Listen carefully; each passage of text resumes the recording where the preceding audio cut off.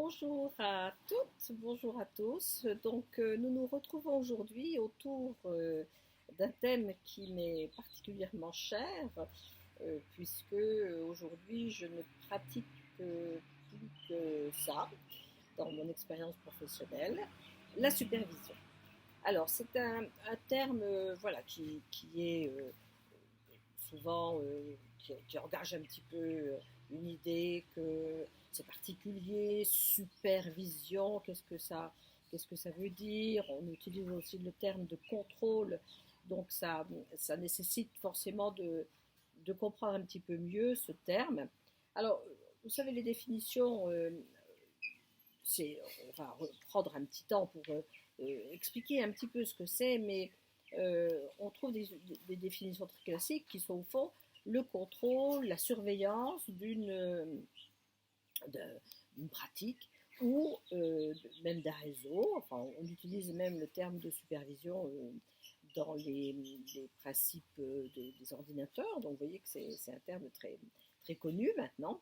Alors, le principe de la supervision, c'est bien sûr on va retravailler un petit peu ça, mais d'accompagner des thérapeutes, des aidants, des soignants, enfin toutes les personnes, parce que c'est valable vraiment dans beaucoup des éducateurs, dans beaucoup d'expériences de champs sociaux, médico-sociaux.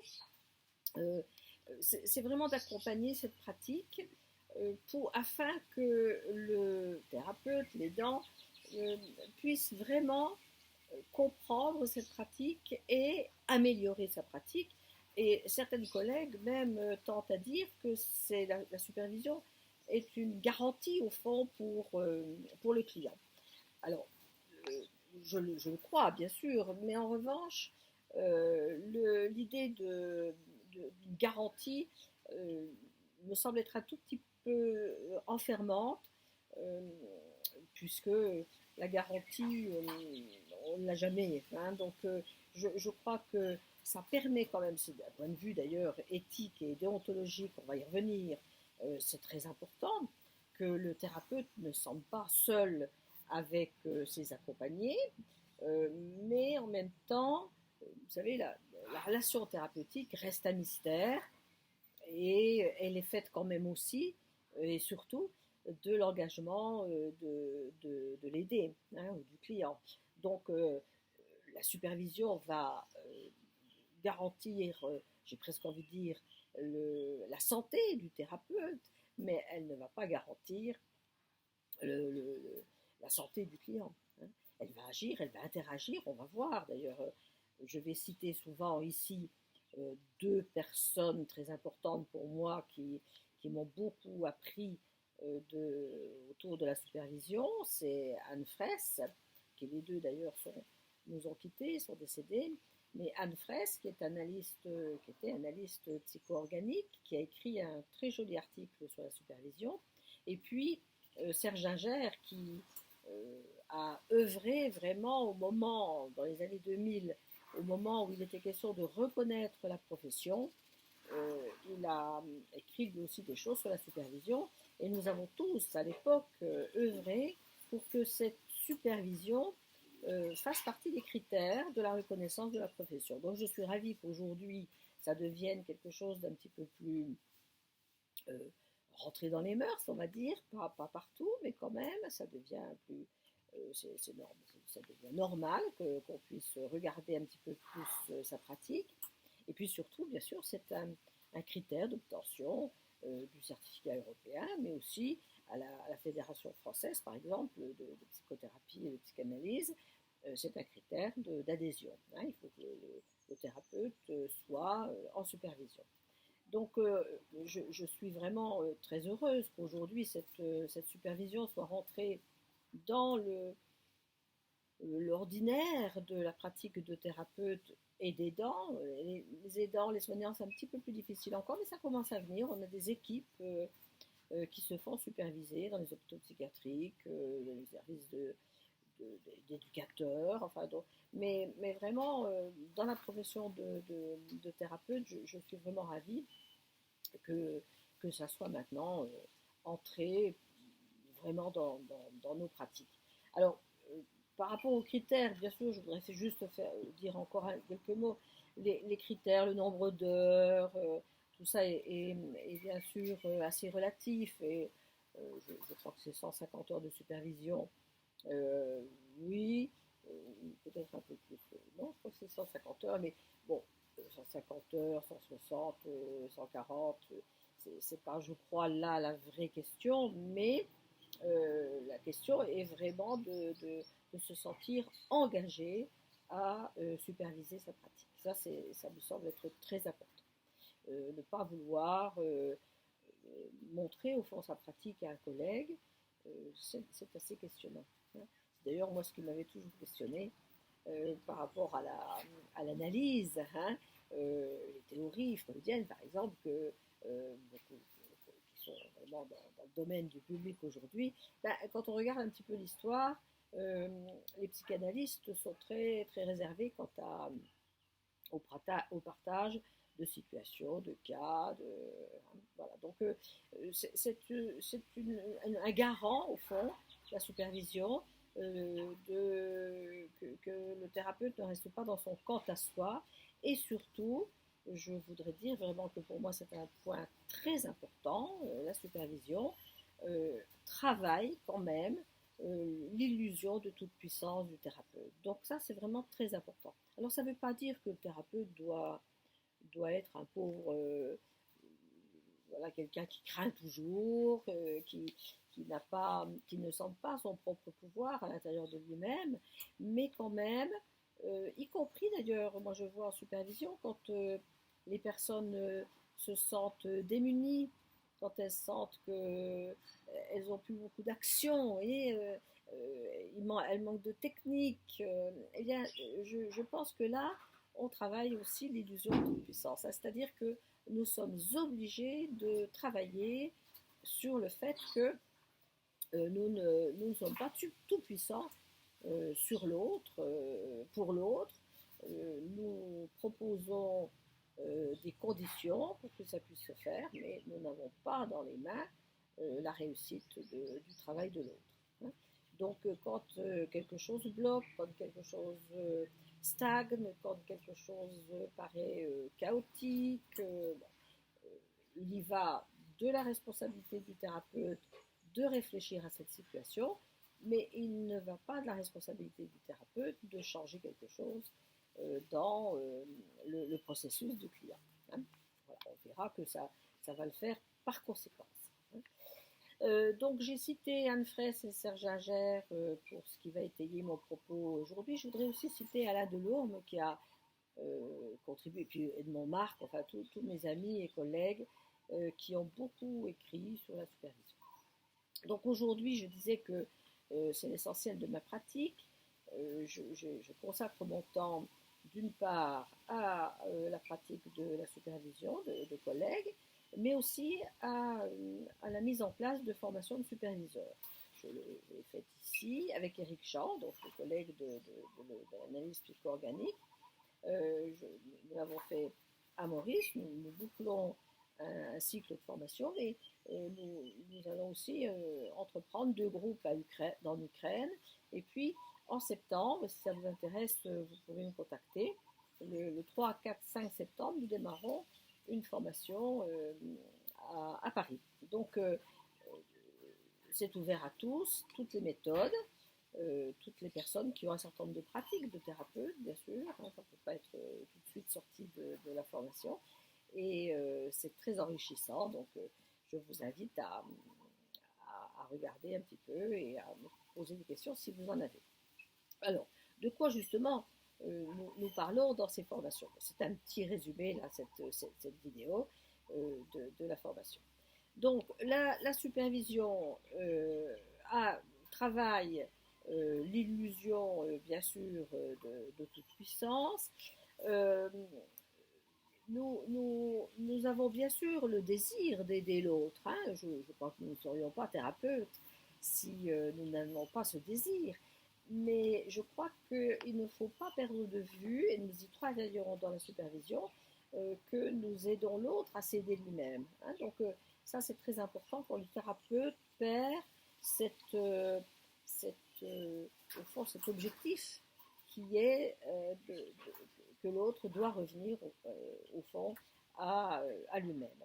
Donc cette supervision va permettre au fond, donc on l'a dit, de réfléchir à sa pratique, hein, c'est-à-dire vraiment là de regarder, de prendre du recul par rapport à une pratique, de s'interroger sur la relation thérapeute-client, c'est-à-dire qu'est-ce qui se passe entre les deux, hein, quels sont les phénomènes de projection, les phénomènes de résistance par rapport à la relation d'un côté ou de l'autre. Euh, euh, Ce qui concerne le côté du thérapeute, nous allons regarder ce que les analystes ont appelé le contre-transfert, ce que nous pourrions appeler l'authenticité ou la congruence, c'est-à-dire quelles sont les résonances que cette personne, ce client, nous invite, nous fait travailler dans la relation. Hein, c'est-à-dire qu'est-ce que ça nous fait, hein, ce que la personne nous dit, et comment c'est géré dans la relation. Donc ça, c'est vraiment le focus de la relation de supervision, c'est un petit peu de regarder ce contre-transfert ou la manière d'être impacté par ce que nous dit l'autre, mais aussi la personne, hein, ce qu'elle représente. On l'a vu dans la vidéo sur l'accueil positif inconditionnel, bien sûr, hein, on voit bien qu'il y a des moments où on ne peut pas tout entendre, tout accepter, tout... Là, il y a des choses qui sont réveillées par l'expérience de l'autre, donc ça nous ferme, hein, ça nous ferme à écouter plus en profondeur ce que nous dit l'autre. Donc le lieu de supervision est important à ce moment-là pour comprendre ce qui se passe. Alors, pour comprendre ce qui se passe, et beaucoup recherchent un petit peu la différence et tiennent à la différence. Alors là aussi, c'est discutable, hein, mais où la zone de rupture entre la partie thérapie, c'est-à-dire le thérapeute doit continuer à travailler sur lui-même, et bien sûr, les résonances peuvent l'éveiller à ça, c'est-à-dire que quand on est touché à un point qui n'est plus gérable par une personne, dans la fermeture ou dans une espèce d'identification un petit peu difficile à vivre, eh bien, il semblerait quand même que, enfin, on est quand même pratiquement sûr, que ce qui est à travailler, c'est cet impact, hein, sur nous-mêmes. Donc là, il nous faut revisiter des points de nous-mêmes qui sont éveillés, refracturés par cette situation. Et à ce moment-là, bien sûr, le superviseur peut inviter la personne à retravailler un petit peu plus personnellement ce point en thérapie personnelle. Moi, il m'arrive d'inviter le supervisé à le travailler en direct, hein. Je dirais que nous avons travaillé un point thérapeutique dans le cadre de la supervision. Mais ça n'engage que moi. Il y a des collègues qui sont beaucoup plus tranchés et ça, je crois que si ça vous intéresse, vous avez intérêt à regarder quel style vous aimeriez choisir. Est-ce que vous voulez trancher ou pas? Ça, c'est tout à fait de votre responsabilité.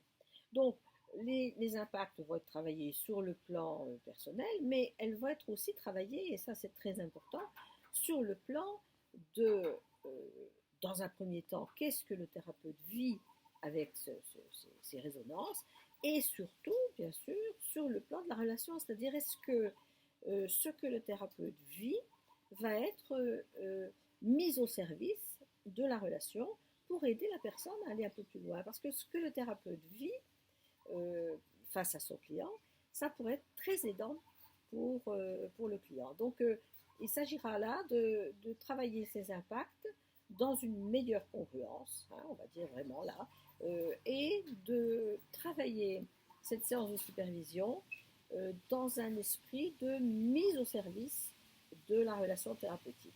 Et ça, c'est toujours très intéressant de le voir d'ailleurs émerger au cours de la séance de supervision. Donc, la manière d'être impacté par la personne du client, et bien sûr, la supervision va être un lieu véritable ou un espace où le thérapeute va pouvoir prendre du recul, hein. C'est nécessaire, parce que la supervision, c'est bien sûr le rôle du superviseur, mais c'est aussi le rôle du supervisé, hein, de, de, de, de poser, mais aussi de prendre un petit peu de recul pour voir qu'est-ce que la situation lui dit quand elle est déployée différemment et surtout quand elle est entendue par un autre et comprise par un autre. Donc, c'est une action, la supervision, de voir au-dessus, hein, là l'idée du super, de regarder avec une certaine distance, mais aussi tout en étant pleinement présent, hein. Moi, j'aime beaucoup justement travailler ce qu'on appelle l'ici et maintenant dans la relation de supervision. Il se passe toujours des choses très intéressantes, hein. Donc, je dirais que ce qui se passe dans l'ici et maintenant est signifiant, il ne faut jamais le perdre de vue, est signifiant de ce qui se doit se passer dans la relation thérapeutique. Donc, ce que j'invite à travailler souvent, c'est de méta-analyser au fond la relation superviseur-supervisé afin, dans une optique d'effet miroir, afin, par conséquence, d'aider la relation client-thérapeute. C'est Anne Fraisse qui disait il y a trois dyades, hein, dans la supervision, dans la relation de supervision. Il y a la dyade superviseur-supervisé, bien sûr. Il y a la dyade thérapeute-client, bien sûr, puisque c'est elle qui est mise en action dans la relation de supervision,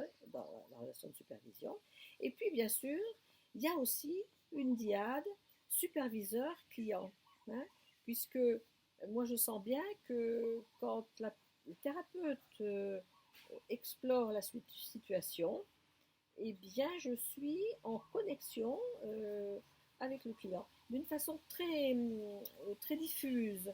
Euh, je suis d'abord en connexion avec le supervisé qui parle, bien sûr, hein, mais j'ai souvent la sensation que le client est là, hein. J'ai même vu dans des séances des synchronicités assez extraordinaires, par exemple, une personne, un thérapeute qui me parlait d'une personne, et au moment où elle parlait de la personne, elle reçoit un SMS de la personne, hein. Vous voyez que le client est toujours présent malgré tout, hein. Donc c'est aussi intéressant de regarder d'une façon aussi assez distanciée pour le superviseur, de s'occuper un petit peu de ces trois axes-là, hein. Qu'est-ce qui se passe dans la relation thérapeute-client? Qu'est-ce qui se passe dans la relation superviseur-supervisé? Et qu'est-ce qui se passe dans mon inconscient ou dans ma façon de symboliser les choses avec le client qui est le tiers. Voilà.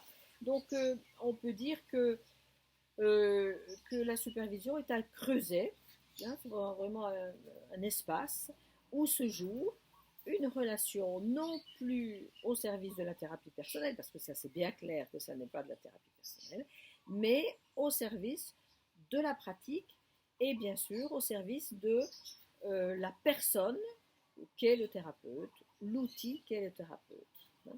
Je peux l'avoir dit dans d'autres endroits, dans d'autres vidéos, on peut faire des milliers d'apprentissages de toutes les méthodes que nous voulons. Il est très important de continuer à travailler l'outil que nous sommes en tant que thérapeute, et la supervision va le permettre, hein. Donc, bien souvent, dans la supervision, les thérapeutes se disent ouais, si j'avais une autre technique, si j'avais une autre méthode. Je crois que c'est pas aussi simple que ça, hein. Je crois qu'il est intéressant d'écouter la petite musique de ce que dit le thérapeute à ce moment-là en tant qu'outil, hein, puisqu'il voudrait aller en chercher d'autres. Il y a des thérapeutes qui ont des mallettes d'outils, hein. Bon, c'est pas tout à fait ma tasse de thé, hein, mais c'est ma position, hein, mais je ne suis pas sûre que ce soit des thérapeutes plus efficaces, hein. Donc, les outils, oui, mais se souvenir de ce que disait Lao Tzu me semble toujours très important, hein. Si vous mettez dans les mains de quelqu'un de tordu un outil juste, eh bien l'outil va opérer de façon tordue. Donc, travaillons d'abord à l'essence de notre être, ça me semble être le plus important, et la supervision le permet. Voilà, donc on pourrait dire que dans la supervision, il y a quelque chose qui se lie, bien sûr, il y a de la liance, si je puis dire, thérapeute supervisé, superviseur, pardon, supervisé. Il y a aussi, c'est un lieu où ça s'alchimise, c'est-à-dire il y a vraiment, et c'est passionnant vraiment dans les entretiens de supervision de voir combien ça bouge, ça, ça mijote, ça se bloque, c'est un mouvement extraordinaire. Donc il y a vraiment quelque chose de l'alchimie. Alors ça peut être une œuvre rouge, une œuvre noire, une œuvre blanc, une œuvre en or, pour reprendre les principes de l'alchimie. Mais ça, c'est vraiment un lieu où ça bouge. Hein. Ça bouge, mais ça aussi, ça se pose. Hein. C'est-à-dire que on voit quand même le moment où le supervisé déroule quelque chose qui peut être un temps très, très important. Et bien sûr, c'est un lieu où ça donne du sens. Voilà. Un sens, et ça sera quand même les objectifs de la supervision, un sens donné au cas. On peut faire ce qu'on appelle des études de cas, c'est-à-dire que ce sera une supervision plutôt centrée sur un cas, moins que sur la relation ou sur ce qui se passe pour le thérapeute. Ça, on peut se trouver. On dirait plutôt que c'est une supervision, on va dire, didactique. Hein. Mais ça peut être une supervision, comme je le disais tout de suite, une supervision qui va être centrée sur la relation thérapeutique, c'est-à-dire qu'est-ce qui se passe entre le thérapeute et le client. Et puis ça peut être une supervision qui va élargir encore un peu plus, par exemple, à l'outil. Alors, par rapport à l'outil, je dis que c'était un lieu au fond d'apprentissage. Hein. D'ailleurs, la supervision est incluse maintenant dans les formations. Hein. Donc, même en formation, on a déjà, quand on commence à pratiquer, on a déjà de la supervision. Hein. Et la supervision, dans ce moment-là, je trouve, est encore un lieu d'apprentissage. Hein. Euh, donc, c'est important pour des jeunes thérapeutes d'aller faire de la supervision auprès de superviseurs qui ont la même méthode de référence. C'est parce que ça participe de l'apprentissage. Et puis, j'invite souvent des thérapeutes qui sont déjà bien ancrés dans une méthode d'aller voir ailleurs. Hein. Ça peut être aussi intéressant d'avoir une supervision d'une autre méthode. Ça ouvre l'esprit, ça peut être très intéressant. Donc, c'est un lieu d'apprentissage, mais c'est un lieu aussi, j'en parlais pour la didactique, un lieu de transmission. Hein. C'est un lieu où le superviseur peut transmettre quelque chose de par sa connaissance, de par ses compétences, de par son expérience, qui est quand même souvent assez longue. Hein. Il y a quelque chose de l'ordre de la transmission. Mais bien sûr, c'est une transmission qui doit se faire au bon moment, à bon aloi, bien sûr. Hein. Et puis enfin, c'est un lieu d'intégration qui permet de lâcher ce qui se passe, de déposer, on l'a vu, de faire circuler ces énergies qui étaient faites de mal-être, de souffrance, d'angoisse, voilà, que souvent toutes ces énergies difficiles, c'est souvent le thérapeute qui les porte de la part du client. Hein, donc tout ça va s'étayer, va s'alléger et ça permet bien sûr aux supervisés de se ressourcer. Voilà, donc on va dire que pour le superviseur, il va falloir être d'une certaine manière exigeant et d'une autre manière humain. Hein, c'est-à-dire que le superviseur a, à être contenant, on va dire avoir une fonction un peu maternelle, maternante, hein, englobante, sans jugement, sans vouloir interférer sur l'expérience qui va se dérouler face à lui, mais il a aussi bien sûr un rôle plutôt maternelle, ou en tout cas du logos, c'est-à-dire d'apporter une parole. Hein. Mais encore faut-il que cette parole, elle soit au bon moment. Tout ça dans une situation enfin, un concept qui m'est cher, qui est la liberté psychologique. Hein. C'est-à-dire qu'il faut bien sûr que la supervision soit proposée dans un climat qui va permettre au thérapeute de tout dire, de tout explorer, euh, sous une forme de liberté. S'il se sent jugé, s'il se sent évalué, s'il se sent même peut-être rejeté, alors ça peut poser problème. Mais j'avais dernièrement, je vais vous citer un exemple, quelqu'un avec qui je crois que j'ai atteint cette liberté psychologique, tout simplement parce que euh, au décours de l'expérience, au décours du récit, je crois que j'ai été trop vite à proposer quelque chose. Et la séance d'après, le supervisé m'a dit, voilà, je veux quand même te partager quelque chose. Il m'a semblé qu'à un moment, j'ai été privée de moi-même. C'est touchant, hein, et c'est impressionnant. Hein, ça m'a beaucoup fait réfléchir, hein, parce que alors qu'il voulait explorer quelque chose, disait-il, qu'il sentait juste, hein, c'est-à-dire explorer un moment de congruence dans une séance de thérapie, eh bien moi je suis intervenue d'une façon qui a déformé ce moment qu'il pensait juste et sentant certainement quelque chose qui était du registre du pouvoir du superviseur, il s'est privé de ce qu'il ressentait pour coller à ce que j'étais en train de dire. Donc vous voyez, c'est un très bel exemple et nous avons travaillé ça. Très intéressant aussi de travailler cette relation entre lui et moi pour vraiment voir qu'est-ce qui s'était passé. Je me suis excusée, j'ai reconnu hein, que j'avais été peut-être un peu vite. Et vous voyez qu'un peu vite prive la liberté de l'autre hein, et rend sûrement insécure. Hein. Donc la supervision ne peut pas être en aucun cas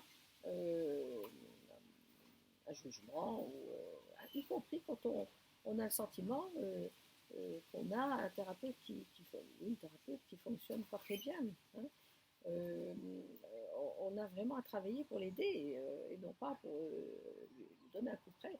Alors après se pose, et ça sera peut-être mon dernier point, je voudrais juste dire, j'avais encore deux ou trois choses à dire, mais je ne veux pas être trop longue. Se pose la question aussi de l'éthique et de la déontologie. Hein. Donc, moi, je pense vraiment que si quelque chose nous était partagé qui questionne l'éthique ou la déontologie, on a vraiment, et c'est mon point de vue, hein, on a vraiment à aider le thérapeute à y voir plus clair, hein, à le questionner, hein, à le questionner sur ça, et à l'aider, hein, parce que vous savez que moi je pense vraiment que une situation où l'éthique est mise en jeu, euh, c'est très douloureux pour le thérapeute, hein, pour tous les thérapeutes, hein, douloureux, questionnant. Donc, moi, je veux être au service du thérapeute. Hein. Alors, bien sûr qu'après va se poser la question de la protection du client. Donc là aussi, je pense qu'il y a des choses qu'il faut réfléchir, il ne faut pas trancher. On a peut-être des choses à dire, bien sûr, à un certain moment. Hein. Voilà, c'est aussi très aidant de dire les choses. Hein. Voilà, donc euh, les buts de la supervision, il y en aurait beaucoup, mais on peut aussi approfondir ses connaissances théoriques, on peut explorer et approfondir les attitudes, les méthodes, on peut débloquer les situations qui échappent, on peut reprendre le travail sur des notions basiques, pour nous, la congruence, l'empathie, l'accueil positif inconditionnel, mais on peut aussi reprendre des éléments de l'alliance thérapeutique, on peut, j'en parlais tout à l'heure, reprendre des éléments du cadre, hein, comment il est, comment il bouge, comment, voilà. On peut, bien sûr, reprendre des éléments autour de la confiance, de la sécurité. Enfin, il y a beaucoup d'aspects qu'on peut approfondir au cours d'une séance de supervision. Voilà, donc je vais m'arrêter là, puisque nous sommes à 30 minutes et je crois que c'est vraiment le maximum. Je vous invite vraiment à, comme toujours, à me questionner si vous en avez le besoin, à me contacter, à faire votre chemin aussi. Et puis peut-être à une autre fois, j'ai encore quelques idées pour d'autres vidéos. Et pour celles et ceux qui ont vu la première vidéo que j'ai faite, je suis désolée, elle était vraiment coupée, c'était pas très pro. Donc, merci de l'avoir juste d'écouter un moment, mais je vais les effacer pour ne laisser que celle-ci. Merci à vous, je vous embrasse de loin, et je vous souhaite une belle continuation, de belles réflexions et que tout votre être continue à se développer dans ce moment particulier, mais toujours particulier, n'est-ce pas? C'est toujours les moments extraordinaires dans les moments ordinaires. Voilà, à très bientôt. Au revoir.